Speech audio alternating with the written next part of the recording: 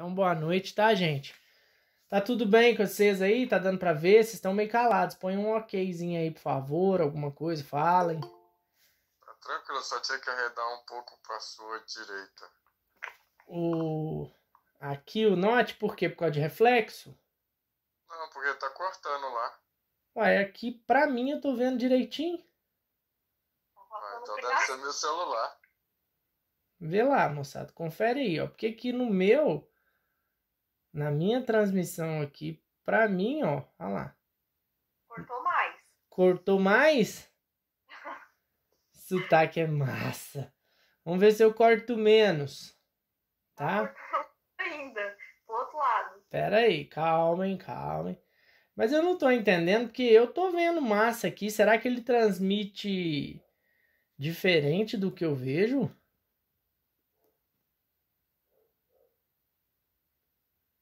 Nada ainda? Eu acho que um pouquinho mais, só pra direita.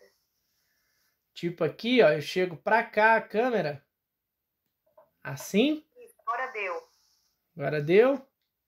Obrigada. Nada, eu vou tentar fixar ela aqui pra eu não ficar segurando, não ficar essa tremedeira. Vê aí, moçada. Eu acho que não tá cortado, não. Acho que vocês estão achando que tem mais coisa lá e não tem. Agora cortou. Aí o que eu faço? Eu chego o notebook um pouquinho pra lá. Ô Sérgio, bem-vindo. Fala comigo. Beleza? Beleza. Aí, moçada, vê se alinhou aí, ó. Tá torto, mas tá visível. Vê aí. Pra mim aqui tá aparecendo a tela inteira. Agora deu. Deu? Deu. Obrigada. Então tá, nada. Então, ó, hoje a gente fala desses princípios aí para se determinar. Bem-vinda, Amanda. Então a gente vai falar desses princípios para se determinar rotinas de posicionamento. É o primeiro slide, tá, moçada? O pessoal que chegou agora, ó, só tinha esse primeiro aí da aula 4, tá? Terceiro módulo. Então, o que eu queria que vocês pensassem? Sempre que chega um trauma para vocês vão ter um princípio básico para radiografar, que é, por exemplo, no mínimo 2 incidências entre si. Então, se for um osso simples, você vai ter que fazer uma incidência entrando reta, né, na pessoa, que seria AP ou PA, ou um perfil, e mais um perfil, para ver de lado, para ver se não está tendo uma sobreposição de imagens, ok? Porque às vezes tem alguma coisa que está atrás do osso e vocês não estão vendo. Então a gente sempre olha a 90 graus. Então se chegou um trauma para a gente olha assim e a gente depois vai olhar a lateral. Tranquilos?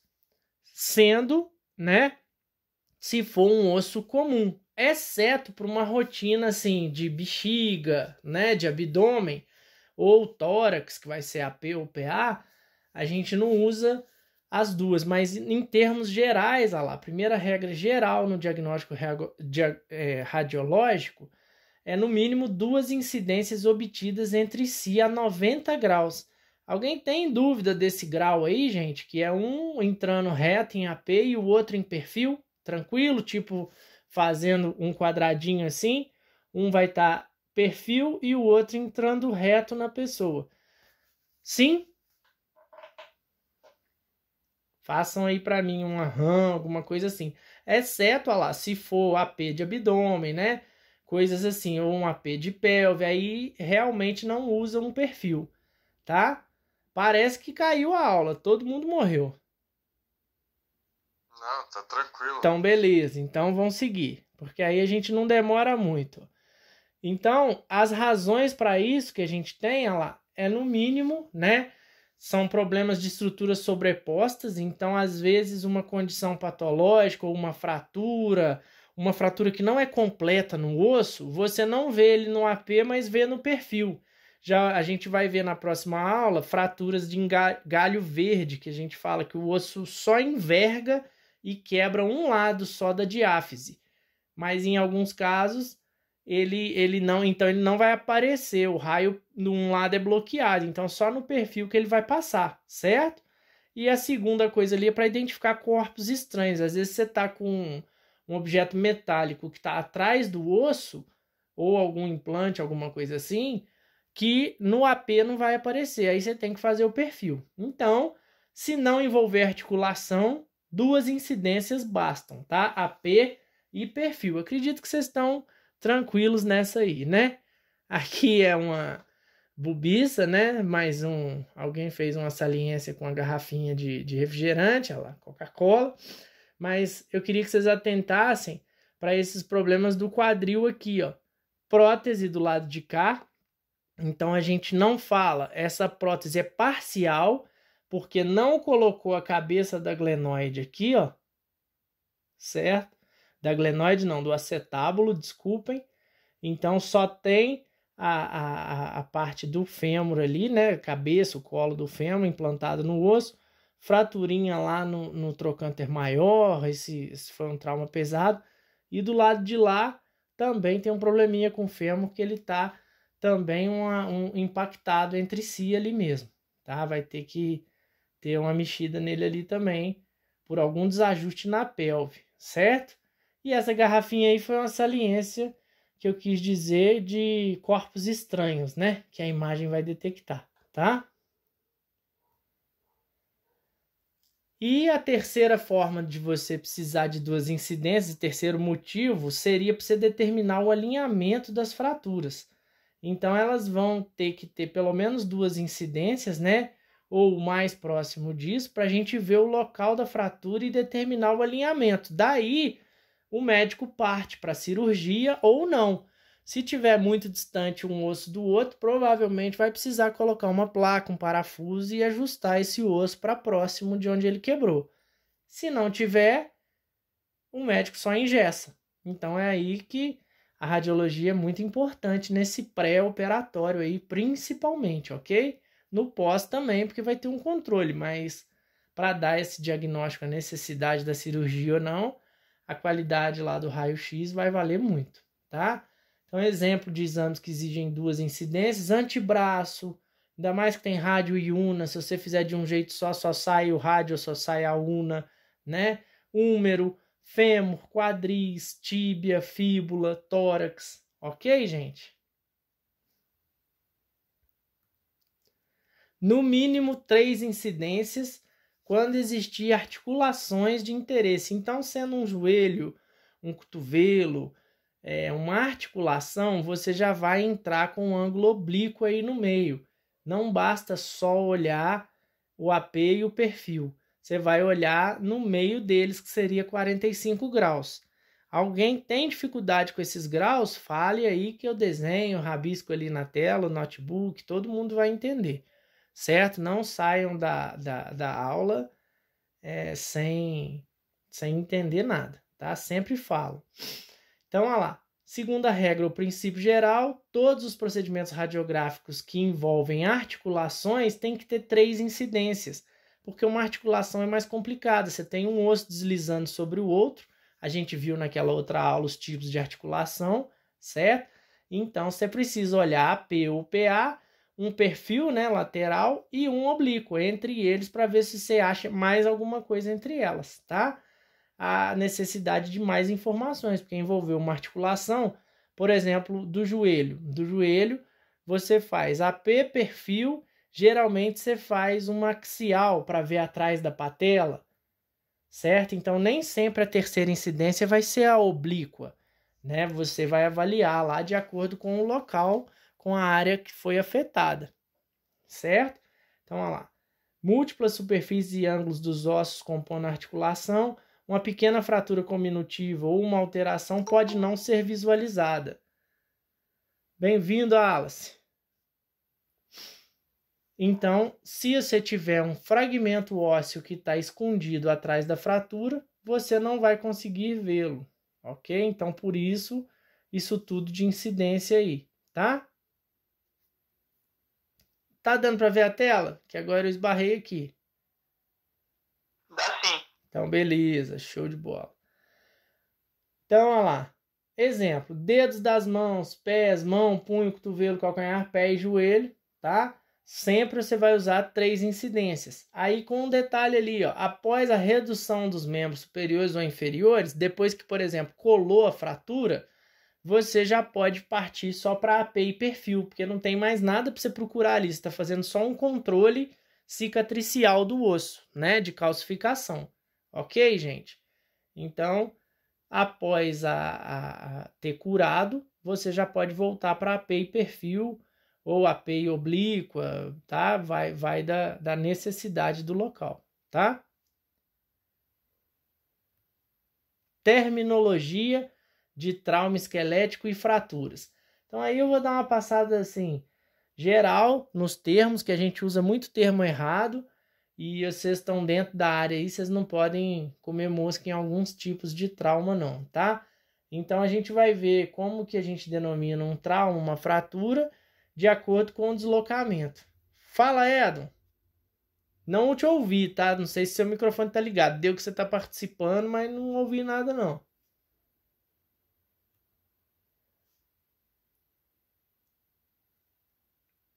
Ó, então segue o barco lá. Primeira coisa, a gente tem que saber a história do paciente que está te chegando, né? Então, você entender como é que foi o trauma, como é que foi o dano que ele sofreu ali, você vai fazer um exame melhor, você vai conseguir avaliar melhor o posicionamento que você vai usar, né? Sem traumatizar mais ainda o paciente, porque uma coisa que o técnico não deve fazer é mexer no paciente pela incidência, né? Eu até ponho pegadinhas na prova. O técnico deve movimentar a articulação que está traumatizada. Não, porque depois, principalmente, a burocracia, se der algum problema, vai cair sobre vocês, porque não pode mexer. Jean-Michel e mais um saíram. Foi demais para eles. Então, olha lá, luxação, o que acontece demais aí, talvez vocês já sofreram, a gente ouve falar e não define. Então, o que eu queria que vocês guardassem de luxação? Ocorre a perda total de contato articular entre as articulações, entre os ossos da articulação. Então, uma luxação do dedo, uma falange vai lá fora de onde a outra está. Então, é aquela coisa de quase querer rasgar a pele mesmo, certo? Então, olha lá, ocorre a perda de contato articular total entre dois ossos de uma articulação. A luxação patelar, que vai lá do lado, tem gente que tem, luxação do polegar, quadril, tem gente que o quadril sai do lugar, ombro, tem gente que o ombro sai do lugar. Então, o osso saiu e não voltou, é luxação. Se ele sair e voltar, por exemplo, a caminho do hospital, continua sendo luxação. Você teve sorte de não precisar de um procedimento para colocar o osso no lugar, mas não deixa de ser luxação, tá?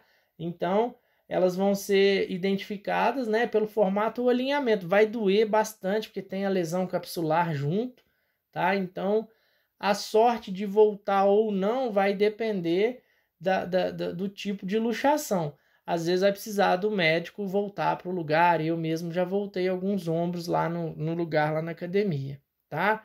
E aí, obviamente, se saiu parcialmente, a gente fala que seria uma subluxação, tá? Então aqui tá para representar a luxação total, porém ainda tá dando um encostozinho ali e tal, ainda poderia considerar como subluxação, mas ali já tá mais para total sim, tá? Como nas fraturas, as luxações devem ser examinadas em 2 planos, no mínimo a 90 graus, tá? Um do outro aí, tá? 2 planos no mínimo, né? Então, em vários casos, principalmente por envolver uma articulação, você vai fazer uma terceira, tá?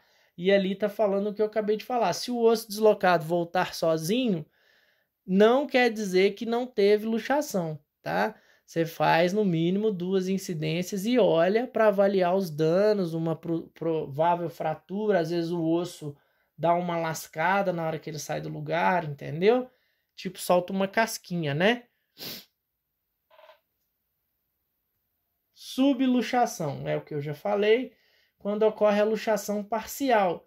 Uma vértebra, né, que anda um pouquinho para frente, que a gente chama de espondilolistese, Um exemplo que tem cotovelo de babá, aquele povo, a mãe própria que puxa o filho pelo braço, costuma às vezes a cabeça do rádio da criança até arrebentar um pouco o ligamento ali. Um pouco não, arrebenta o ligamento anular total e o rádio da criança sai do lugar, certo? Aí pode caracterizar uma subluxação ou luxação total, tá? E o outro que a gente mais usa aí é esse famosinho aí que a gente fala torcer o pé. Então, na verdade, você sofreu uma entorse, né? Que é uma torção ou distensão forçada de uma articulação, resultando em ruptura parcial dos ligamentos de suporte sem luxação. Sem luxação por quê? Porque o osso voltou para o lugar no momento do trauma. Ele vai lá fora, dá uma estressada na cápsula, lá faz dano nos vasos sanguíneos, nos ligamentos, nervo que tiver, e vai gerar um hematoma, porque vaza sangue, vaza tudo, mas o osso continua no lugar. Então ele só dá uma estressada no movimento articular que ele tem. Ele vai lá fora e volta. As meninas saindo de salto, às vezes tem que pisar numa pedra aí, uma coisa assim, o pé vira, a gente mesmo futebol, né? Desce um degrau, coisa assim. Então, quando você fala que você sofreu uma entorse, não só no tornozelo, joelho, punho, várias situações podem ter uma entorse aí, que vai ter a ruptura, porém não ocorre a perda de contato articular, o osso continua no lugar, ele só estressa a cápsula, tá, moçada? Fratura, que vocês já estão careca de saber, é a perda de continuidade do osso. Então, na hora que você radiografa uma fratura, o raio vai passar por dentro do osso onde ele está quebrado. E não era para passar, era para refletir. Então, vai ficar preto aonde não era para ficar preto, né? Vai ter uma radiotransparência riscando o osso aonde está a fratura, ok? Então, olha lá, diante da possibilidade de qualquer fratura, o técnico deve ser cauteloso ao mover o paciente a fim de não causar prejuízo, né? Então, sem deslocar a fratura, tá, gente? Nunca deve forçar um membro ou parte do corpo para uma posição. Se a fratura é óbvia ou se a dor é intensa, o posicionamento deve ser adaptado conforme necessário. Então, vocês se virem, tem máquinas aí que o raio central desloca, angula, faz de tudo. Vocês dão seus pulos, mas não mexe no paciente não, porque não é bom, tá? Depois o trauma dele já era ruim, piora e aí a bomba estoura para nós, tá certo? Para vocês no caso aí. Contusão. Contusão é tipo o que o Ronaldo teve, aquela ruptura que ele teve no tendão do quadríceps, na verdade foi no tendão patelar, ele arrancou do processo ali da tuberosidade tibial anterior, da frente da tíbia, que é a parte da canela ali de cima, né, embaixo da patela. Então, sofreu uma contusão, uma avulsão, que é quando o ligamento, né, quando tem um arrancamento da inserção óssea. Então, o tendão sofre tanta carga que ela força a inserção óssea, tá? Aí a gente vai ver terminologia do alinhamento da fratura. Então, a posição, vocês não estão falando nada, estou tocando o barco, tá, moçada? Se alguém perguntar alguma coisa, me fala aí, que ler aqui é difícil para mim, tá? Chama aí. A posição é quando a gente se refere ao alinhamento ou desalinhamento que descreve a relação dos eixos longitudinais da fratura. Ficou complicado, mas o que quer dizer isso aí?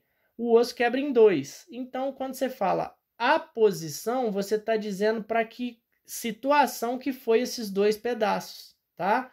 Aí você vai falar assim, a fratura está em aposição anatômica. Quer dizer que ela não se moveu. A posição que ela resultou ainda é a posição original, anatômica. Ele só fraturou, mas não saiu do lugar. Provavelmente aí vai ser só gesso, bota, o que for para colar o osso. Não precisa de fratura. Não precisa de cirurgia, tá? Tô lerdo mais hoje do que nunca. Perda de aposição. Então, quando perde a aposição, as extremidades dos fragmentos são separadas e não fazem contato entre si, por uma tração excessiva. Então, nesse caso, provavelmente precisa de uma cirurgia ou que o médico reposicione a parte fraturada, tá? Para engessar. E a posição em baioneta você está falando que os dois pedaços da fratura cavalgaram entre si. Sabe aquela arminha que o pessoal da aeronáutica tem, que tem uma faquinha em cima? Aquilo lá eles chamam de baioneta, né? Então, um osso cavalga sobre o outro. Ele não vai estar alinhado, vai estar um sobreposto ao outro, ok? Como se fosse um cavalgamento de um pedaço em cima do outro. Então, essa é a posição em baioneta, o osso subiu no outro. Beleza? Mas aí não ia rasgar, não? Não Pode ser, não exatamente. rasga, né? Aí vai vir a possível fratura exposta, entendeu? Que aí pode Porque um rasgar vai a subir em pele. cima do outro, né? Uhum, exatamente. Aí o espaço que ela tem ali pode rasgar a pele, sim, tá? Vai promover muito sangramento, muita dor, tá? Aí, quanto ao ângulo, então a gente falou quanto ao deslocamento do osso. Agora a fratura, ela gera um ângulo.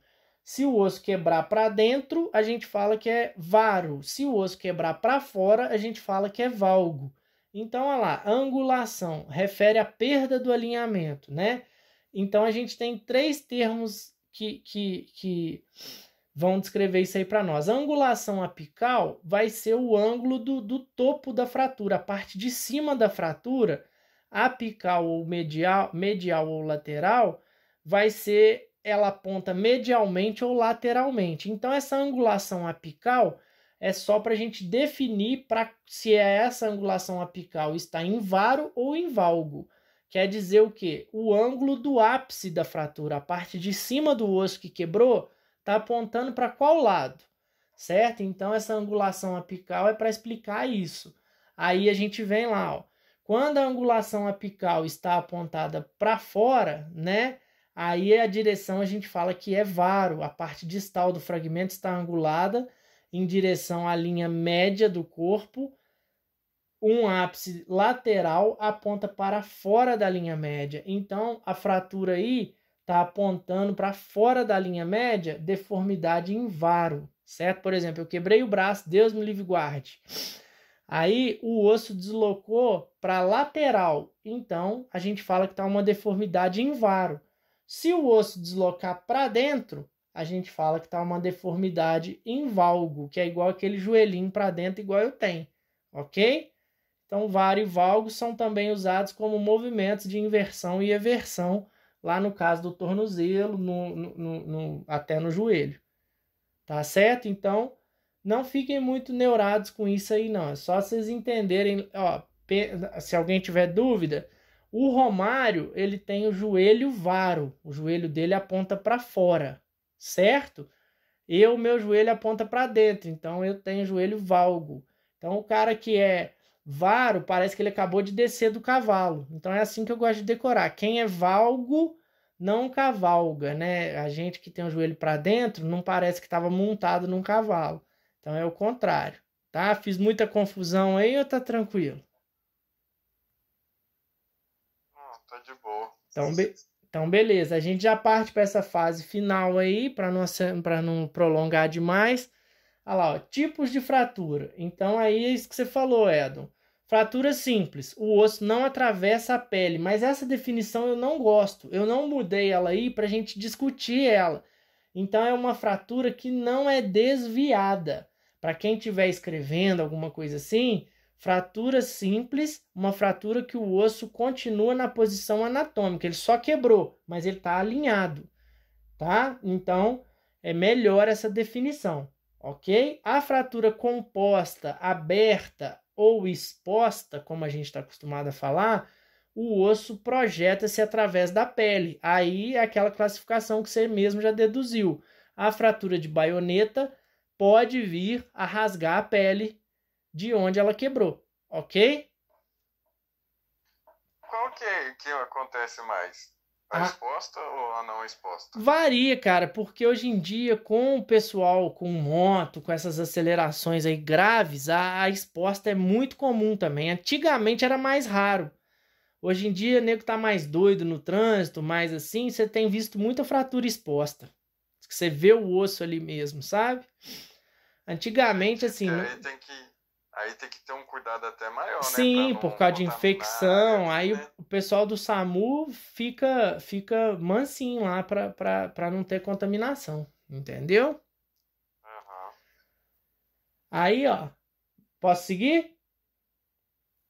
Pode. Fratura incompleta. Não ultrapassa o osso todo. Então, a gente tem 2 tipos dela aí, ou 3, eu não sei se eu citei 3.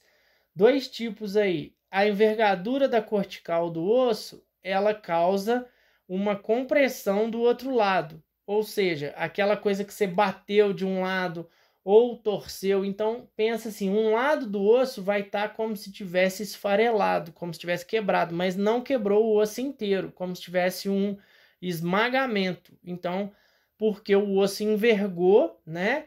Em uma expansão que você teve ali, por exemplo, você caiu numa quadra, bateu o fêmur, aí ele tende a envergar. Só que ele não, às vezes um lado aguenta esse ângulo que você deu de envergadura, o outro ele dá uma esfarelada, ok? Aí vai partir um pouco.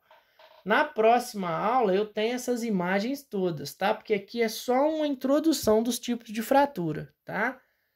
Fratura em galho verde, que é apenas de um lado do osso, a gente já até falou ali. Geralmente criança, tá, gente? Que eles têm muita cartilagem no osso, então o osso deles aguenta envergar demais, às vezes só quebra de um lado. E aí o médico fala, tá tranquilo, não põe um gessinho ali, não precisa de mexer nem nada, tá? Ela vai gerar uma discreta saliência assim, um defeitinho, mas o osso vai calcificando, tá certo? O ruim de fratura em criança é que ela pode pegar discos de crescimento, pode pegar os discos cartilaginosos, né, epifisários da ponta do osso e calcificar e atrapalhar o crescimento, tá? Ô, Valtinho, Fala, deixa eu meu. te perguntar um negócio, que você falou desse negócio aí de cartilagem no osso, ter mais flexibilidade. Aham. Tipo, quem não tem muita flexibilidade, corre mais risco de ter alguma fratura ou não? Sim, mas aí você tá falando de flexibilidade muscular, né? Mas com certeza a lesão, tanto muscular quanto óssea, é mais provável numa pessoa menos flexível. Pensa. Porque, tipo assim, Ah, tem pessoas que você já viu que, tipo, espalma a mão assim, parece que os dedos vai até um pouquinho pra trás, né? sim, Então sim. isso é do músculo ou do Isso osso?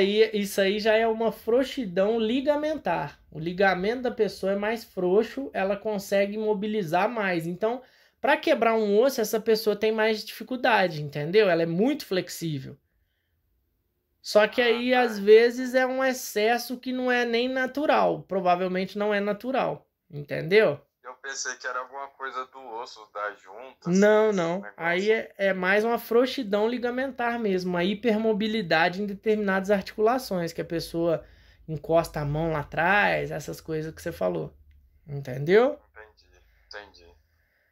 Então vamos lá. Fratura completa. Tem vários tipos dela. A gente citou aí, completa quer dizer que atravessou o osso inteiro. Então a primeira é a transversal, né, que vai de um lado no outro mais retinha. Oblíqua, quando ela já está inclinada, né? E a espiral, quando ela quebra em cima e quebra embaixo, que parece que o osso torceu. Aí vai voar tipo um triângulo, vai esfarelar tipo um triângulo desse osso, porque ele sofreu uma torção e ele faz um traço em cima e um traço embaixo. Aí esse pedaço que saiu aqui vai ter que ser fixado com placa, parafuso, certo? Aí a gente segue fratura cominutiva. Acho que a Grazi já falou. Vai ser o osso estilhaçado em 2 ou mais pedaços. Geralmente aí ocorre encurtamento do membro. Se a pessoa quebrou uma perna estilhaçada, as placas não vão dar conta, às vezes, de manter o tamanho dessa perna. A pessoa, às vezes, vai precisar de uma adaptação, porque ela vai ficar com um membro mais curto que o outro, certo? Então aí tem os tipos dela, ó. Segmentar, o tipo de fratura dupla com linhas de fratura isolando o segmento distinto. Então ali é o seguinte, você quebrou em cima, quebrou embaixo e no meio está esfarelado, certo? Então é uma cominutiva segmentar, pegou um segmento do osso e esfarinhou ele, certo? Fratura em borboleta é quando quebra 2 triângulos assim, o osso está ali retinho, aí quebra um triângulo de um lado e um triângulo do outro, como se fosse uma asa de borboleta, tá? E a estilhaçada é aquela na qual o osso é esmigalhado, então vai ficar fragmentos ali, dói, fura, finca no tecido ao redor, coisas assim, tá? Impactada, o osso acaba sendo cravado dentro dele próprio, essa aí que o Edon falou, ó, a pessoa cai com a mão espalmada. Então, na próxima aula, eu já vou ser detalhista com isso. O punho, a gente tem o ângulo do punho que a gente procura numa imagem de raio-x, que é muito importante. Então, uma fratura impactada, ela vai ser uma fratura de Colles, ou de Smith, ou de Colles invertido. Então, a gente vai ver isso aí. A pessoa caiu de paraquedas. Aí foi uma queda rápida. O quadril, tipo, entra, assim, para onde ele é, dentro de si próprio, assim, né? Dentro do próprio osso. Então, o osso sofre um impacto para dentro de si mesmo, tá? Geralmente ela fêmur, húmero e rádio, tá? Tô falando um pouco corrido, gente, porque esses detalhes aí, eles vão ser todos passados na próxima aula também, tá? Tá tudo bem aí? Alguma dúvida?